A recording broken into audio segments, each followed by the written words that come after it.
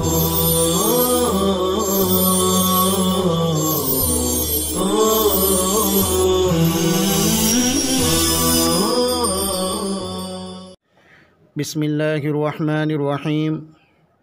આજનો ખુતબો અરબીમાં જે થઈ રહ્યો છે તેનો ગુજરાતીમાં ખુલાસો આ પ્રમાણે છે: ખાલી કે કાયનાતના અસ્તિત્વમાં વિશ્વાસ એ ઇન્સાનની ફિતરી જરૂરત છે. અલ્હમ્દુલિલ્લાહિલ્લઝી ખલકસ સમાવાતિ વલ અર્દ વજઅલદ ઝુલુમાતિ વન નૂર. અશહદુ અન લા ઇલાહા ઇલ્લલ્લાહુ વહદહુ લા શરીક લહ વ અશહદુ અન્ન મુહમ્મદન અબ્દુહુ વ રસૂલુહ. અમ્મા બાદ.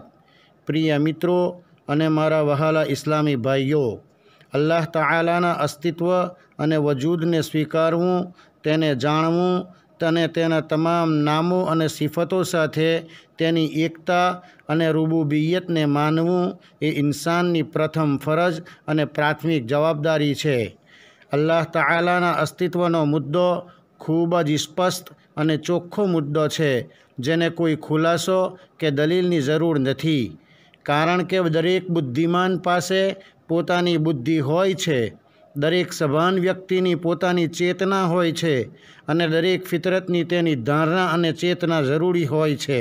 જો કે માનવ બુદ્ધિ તમામ હકીકતો અને રહસ્યોને સંપૂર્ણ રીતે સમજી શકતી નથી. માણસ પાસે ધારણાથી વધારે દ્રષ્ટિની શક્તિ હોય છે, પરંતુ દ્રષ્ટિની આ શક્તિ માણસની અંદરથી આવતી નથી, પરંતુ આ શક્તિ તેની પાસે બાહ્ય જગતમાંથી આવે છે અને તેને આવવાના અમુક રસ્તા હોય છે, જેને આપણે 5 ઇન્દ્રિયોથી જાણીએ છીએ. અને તેનો અર્થ આ પ્રમાણે છે: જોવાની શક્તિ, સાંભળવાની શક્તિ, સુગંધની શક્તિ, સ્વાદની શક્તિ, સ્પર્શની શક્તિ. અને આ શક્તિઓના કેટલાક અન્ય સ્ત્રોત છે જે માણસ પર અસર અંદાજ થાય છે અને તે પ્રભાવની તાકાત છે, જેમ કે સુખ અને દુઃખ, મુહબ્બત અને નફરત, તકલીફની શક્તિ એટલે કે પીડા અનુભવવાની શક્તિ, સંતુલનની શક્તિ અને વાસનાની શક્તિ વગેરે વગેરે. માટે જેટલી વધુ આ ઇન્દ્રિયો તથ્યો અને અસરોને ગ્રહણ શક્તિમાં પ્રસારિત કરે છે, ઇન્સાન તેટલો વધુ આ બાબતોનો અહેસાસ અને અનુભવ કરી શકે છે, અને એટલું તે સામાન્ય નિયમોનું વિશ્લેષણ કરી શકે છે. તેને સિવાય બીજું કંઈ નહીં કરી શકે. ઉદાહરણ તરીકે, અંધ લોકો જે આંધળા હોય છે, ભલે તેઓ ગમે તેટલા બુદ્ધિશાળી હોય, તેઓ કોઈ પણ રંગની કલ્પના કરી શકતા નથી અને સમજી પણ શકતા નથી. ભલે આપણે તેમને કેટલા ઉદાહરણો અને ઉપમાઓ રજૂ કરીએ, તે બધા નકામા સાબિત થશે, કારણ કે તેઓએ ક્યારેય આંખોથી રંગ જોયો નથી. તેથી જો આપણે કોઈ અંધ વ્યક્તિને કહીએ કે સફેદ, લાલ કે અન્ય કોઈ રંગ, તો તે ક્યારેય તેની હકીકત સમજી શકશે નહીં.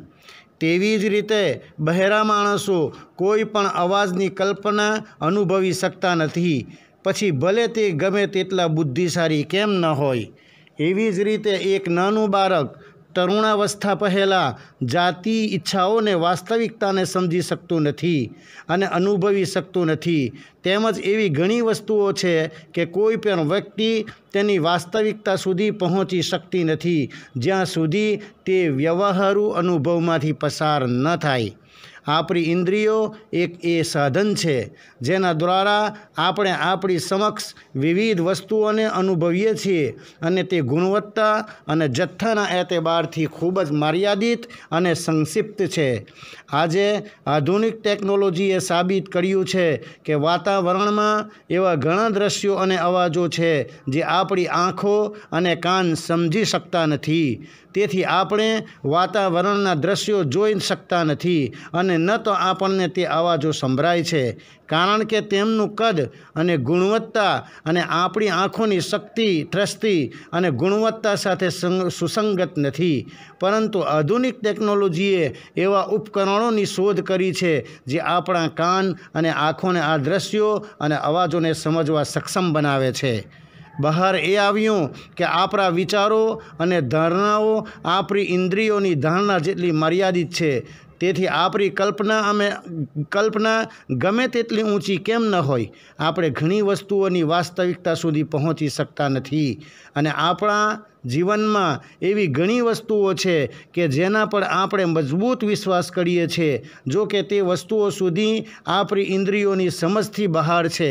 આપણે તેને અક્કલની રીતે સ્વીકારીએ છીએ. ઉદાહરણ તરીકે જો તમે રૂમમાં બેઠા હોય અને દરવાજો ખટખટાવવાનો અવાજ આવ્યો હોય તો તરત જ તમારા ધ્યાનમાં આવશે કે દરવાજા પર કોઈ આવ્યું છે, ભલે તમે કોઈને આવતા જોયા ન હોય કે ન તો તેમનો અવાજ સાંભળ્યો હોય, કારણ કે તમે જાણો છો કે દરવાજો આપમેળે અવાજ કરી શકતો નથી. તે જ રીતે જ્યારે આપણી બુદ્ધિ અને કલ્પના આપણી આસપાસની તમામ બાબતોને સમજવામાં એટલી મર્યાદિત અને અસમર્થ હોય છે, ત્યારે જે વસ્તુઓ આપણી આંખોથી છુપાયેલી છે તેને સમજવી કેવી રીતે શક્ય હોઈ શકે? અને મર્યાદિત બુદ્ધિ અને કલ્પના અમર્યાદિત જાત એટલે કાયનાતને બનાવનારી જાતને કેવી રીતે સમજી શકે? ખુલાસો એ છે કે આપણી ઇન્દ્રિયો, જે આપણા માટે જ્ઞાન અને ઇલ્મ પ્રાપ્ત કરવાનું માધ્યમ છે, મર્યાદિત છે. તેઓ દરેક જીવને સમજવામાં અસમર્થ છે. આપણી કલ્પના શક્તિ પણ બહુ મર્યાદિત છે. જ્યાં સુધી ઇન્દ્રિયો પહોંચી શકે ત્યાં સુધી તેની પહોંચ છે. આપણી બુદ્ધિ પર મર્યાદિત છે. તેથી આપણે હાલની તમામ હકીકતોને સંપૂર્ણ રીતે સમજી શકતા નથી. તે એક અલગ બાબત છે કે આપણે આ તથ્યો સ્વીકારવા માટે તર્કસંગત રીતે ફરજ પાડવામાં આવે છે. પ્રિય વડીલો, બારી તઆલાના અસ્તિત્વ માટે સૌથી મજબૂત ઇલ્મી અને અકલી દલીલ એ માણસની પ્રકૃતિ અને ફિતરત છે.